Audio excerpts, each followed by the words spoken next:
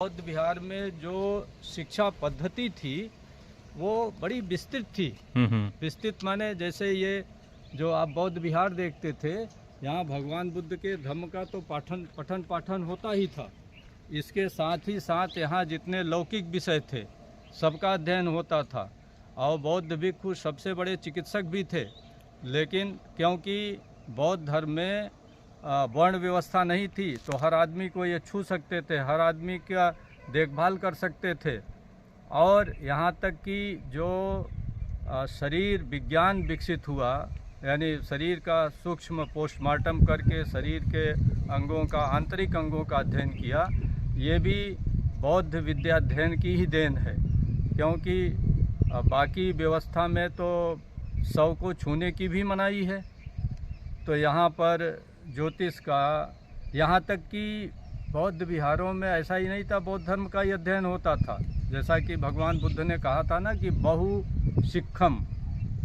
शिक्षित होना चाहिए, हाँ, और बहुश्रुत होना चाहिए। बहुश्रुत का अर्थ हुआ कि आपको हर पंथ, हर संप्रदाय, हर जो धार्मिक पंथ हैं उनकी विचारधारा का आपको ज्ञान होना चाहिए, तभी तो सही रास्ता मिलेगा।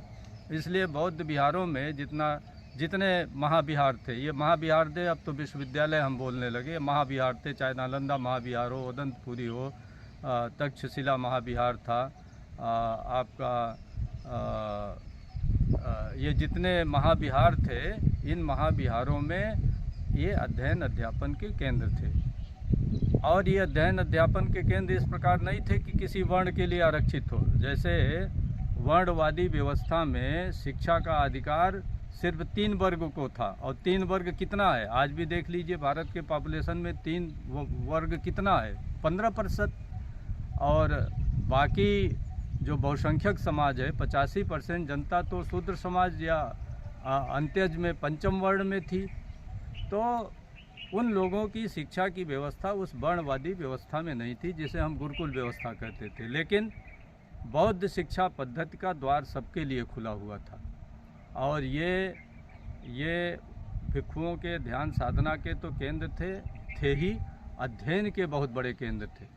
इसीलिए भारत उस समय बड़ा शिक्षित देश था।